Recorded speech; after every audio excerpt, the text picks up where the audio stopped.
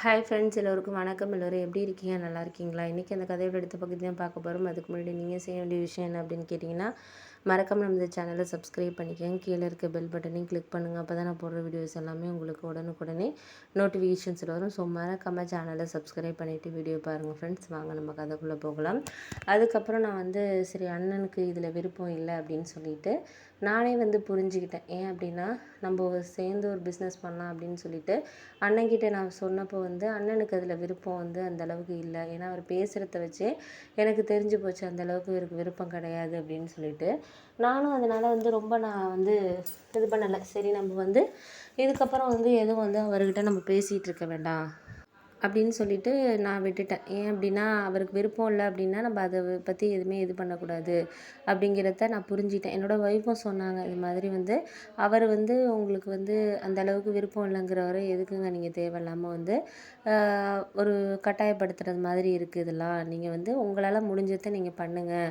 அதுக்காக அவர்கிட்ட நீங்கள் போயிட்டு தேவையில்லாத விஷயங்களை நீங்கள் திருப்பி திருப்ப போயிட்டு கேட்டுட்டு இருக்காதீங்க அப்படின்னு சொல்லிட்டு என் ஒய்ஃபு சொன்னாங்க. சரி ஓகே அப்படின்னு சொல்லிட்டு நானும் அவங்களுக்கு விருப்பம் இல்லை அப்படின்னு சொன்னதுனால நானும் ஓரளவு மனசை கொஞ்சம் இது பண்ணிக்கிட்டு நான் ஒரு முடிவெடுத்தேன். சரி இதுக்கப்புறம் இந்த விஷயத்த நம்ம இது பண்ணக்கூடாது அப்படிங்கிறதுனால நான் சரி நம்மளா ஏதாச்சும் ட்ரை பண்ணோம் அப்படின்னு சொல்லிட்டு என் ஃப்ரெண்டுக்கிட்ட நான் போயிட்டு ஒரு உதவி கேட்டேன். அவன் என்னோடய காலேஜ்லேருந்து ரொம்ப நல்ல ஃப்ரெண்டு. இப்போ பேங்க்கில் ஒரு அக்கௌண்டண்ட்டாக வேலை பார்த்துக்கிட்டு இருந்தான். அவன்கிட்ட போயிட்டு ஏதாச்சும் லோனுக்கு முடியுமா அப்படின்னு சொல்லிட்டு நான் கேட்டேன். அதுக்கு அவன் சொன்னான், அது மாதிரி நீ என்ன மாதிரி பிஸ்னஸ் ஸ்டார்ட் பண்ணணும்னு நினைக்கிறேன் அப்படின்னோன்னே, இல்லை ஒரு சாதாரணமாக ஒரு 20 பேர் உட்காந்து சாப்பிட்ற அளவுக்கு ஒரு நார்மலாக ஒரு ஹோட்டல் அந்த அளவுக்கு இருந்தால் போதும், அதுக்கு ஏதாச்சும் ஹெல்ப் பண்ண முடியுமா அப்படின்னு சொல்லி கேட்டதுக்கு அவன் சொன்னான், அதெல்லாம் ஒன்றும் பிரச்சனை கிடையாது, ஆனால் ஏதாச்சும் ஷூரிட்டி கேட்பாங்க அப்படின்னு சொல்லிட்டு அவன் சொன்னான். சரி என்ன ஷூரிட்டி அப்படின்னு சொல்லி அப்புறம் தான் ஏதாச்சும் பத்திரம் இல்லை யாராச்சும் உங்களுக்கு தெரிஞ்சவங்க யாராச்சும் ஒரு நல்ல ஜாபில் இருக்கவங்க ஷூரிட்டிக்கு சைன் பண்ணால் கண்டிப்பாக கொடுப்பாங்க அப்படின்னோடனே எனக்கு இருந்தால் கண்டிப்பாக நமக்காக நம்ம அண்ணனே நம்மளோட சேர்ந்து ஒரு பிஸ்னஸ் பண்ணுறதுக்கோ இல்லை ஒரு சேர்ந்து ஒரு பயணிக்கிறதுக்கே தயங்குற காலத்தில் நம்ம எப்படி ஒருத்தட்ட போயிட்டு நம்ம எனக்காக நீங்கள் இது பண்ணுங்கள் அப்படின்னு சொல்லிட்டு நம்ம கேட்க முடியாது. அதனால் நான் என்ன முடிவு பண்ணினேன்னா, சரி ஓகே இதுக்கப்புறம் நம்ம இதை பற்றி நம்ம கேட்குறதுக்கான அவசியங்கிறது கிடையாது அப்படின்ட்டு நானே முடிவு பண்ணிவிட்டு, அதுக்கப்புறம் நான் என்ன யோசித்தேன்னா, சரி நம்ம வீட்டு பத்திரத்தை வச்சு நாங்கள் இருந்த வீடும் ஒரு ஓட்டு வீடு தான். ஆனால் ஓரளவு ஒரு நல்ல ஏரியாவில் இருந்துச்சு.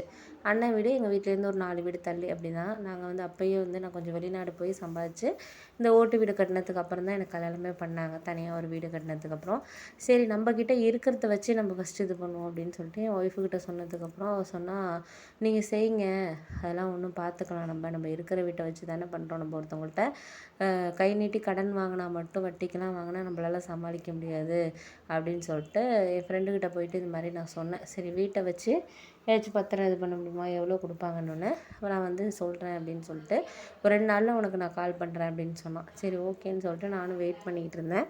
அதே மாதிரி 2 நாள் கழித்து அந்த ஏரியாவில் எவ்வளோ ஓரளவுக்கு போயிட்டுருக்கு என்ன அதுன்ட்டு விசாரிச்சுட்டு ஒரு 7லேருந்து 10 லட்சம் வரைக்கும் பண்ணலாம், உனக்கு எவ்வளோ அதுக்கு தேவை அப்படின்னோடனே எனக்கு ஒரு 5 லட்ச ரூபா இருந்தால் போதும், ஏன்னா கடை நான் லீஸ்க்கு பிடிச்சி அதுக்கப்புறம் இது பண்ணுறதுக்கு எனக்கு ஒரு 5 லட்ச ரூபா இருந்தால் போதும் அப்படிங்கிற மாதிரி சொன்னோன்னே சரி ஓகே அப்படின்னு சொல்லிட்டு நானும் அவனும் ஓகே அதுக்கேற்ற மாதிரி நம்ம 5 இயர்ஸ்லேருந்து 10 இயர்ஸ் போன்ற மாதிரி நான் பார்த்துக்கிறேன், வட்டி கொஞ்சம் கம்மியாக வர மாதிரி நான் பார்த்து செஞ்சு கொடுக்குறேன், உனக்கு எதிராக கமிஷனை வச்சு தரட்டுமா அப்படின்னு கேட்டதுக்கு, ஏன் ஃப்ரெண்ட்ஷிப்புக்குள்ளே நீ எனக்காக இவ்வளோ காலேஜ் படிக்கிற டயத்துலலாம் ஹெல்ப் பண்ணியிருக்க, எனக்கு மேரேஜ் ஆனப்பெல்லாம் எங்கள் சொந்தக்காரங்க கூட ஒரு நகை போட்டது கிடையாது, நீ எனக்காக நகை செஞ்ச, அப்படி இருக்கிற ஒரு சூழ்நிலையில் உனக்காக நான் இது கூட செய்ய மாட்டேனா அப்படின்னு சொல்லிட்டு சொன்னதுக்கப்புறம் எனக்கு புரிஞ்சிச்சு. சரி நம்ம ஒரு நேரத்தில் செய்கிற உதவி நமக்கு கண்டிப்பாக ஏதோ ஒரு நேரத்தில் நம்மளுக்கு கை கொடுக்குது அப்படின்னு சொல்லிட்டு நானும் சரி ஓகே அப்படின்னு சொல்லிட்டு நானுமே இருந்தேன். அதுக்கப்புறம் ஒரு 10 டேஸில் பேங்க்குக்கு வர சொன்னால் அப்புறம் அந்த ப்ராசஸ் எல்லாம் கிட்டத்தட்ட ஒரு 20-25 நாள் போணுச்சு. அதுக்கப்புறம் லோன் ஃபஸ்ட்டு ஒரு 3 லட்சம் போட்டாங்க, அப்புறம் 2 லட்சம் அப்படிங்கிற மாதிரி. அதுக்கப்புறம் எங்கள் ஏரியாவிலேருந்து ஒரு 1 கிலோமீட்டர் தூரத்தில் தான் அந்த கடை நான் பிடிச்சிருந்தேன். ஏன்னா நம்ம போயிட்டு வரதுக்கு கொஞ்சம் ஈஸியாக இருக்கணும். ஓரளவு நம்மளுக்கு ஸ்கூல் காலேஜெல்லாம் இருந்துச்சுன்னா கொஞ்சம் சாப்பாட்டு கடையாக இருந்தாலும் சரி, ஒரு டீ அந்த இது மாதிரிலாம் இருந்தது பண்ணதான் சேர்ந்து நம்மளுக்கு கொஞ்சம் ஓரளவு போகட்டும் அப்படின்னு சொல்லிட்டு எனக்கு கொஞ்சம் சந்தோஷம் சந்தோஷமாக இருந்துச்சு. சரி ஓகே அப்படின்னு சொல்லிட்டு அதுக்கப்புறம் நான் என்ன பண்ணேன்னா, சரி இது சரியா வராது அப்படின்னு சொல்லிட்டு, அதுக்கப்புறம் நம்மளே கொஞ்சம் இறங்கி பார்ப்போம் அப்படின்னு சொல்லிட்டு, கொஞ்சம் மாஸ்டரு அந்த கடைக்கு தேவையான பொருள் எல்லாமே வாங்குறதுக்கு நான் என் ஒய்ஃப் எல்லாருமே சேர்ந்து வந்து போயிட்டு பார்த்தோம். ஏன்னா நம்ம கொஞ்சம் ஹோல்சேல் கடையில் வாங்கினா கொஞ்சம் விலை கம்மியாகும், நம்ம பட்ஜெட்டோட கொஞ்சம் கம்மியாகும் அப்படின்னு சொல்லிட்டு, கொஞ்சம் தெரிஞ்சவங்க மூலியமா வந்து கொஞ்சம் அதுங்களுக்கெல்லாம் போயிட்டு அலைஞ்சு அப்புறம் வாங்கினோம் அந்த ஜாமான்லாம்.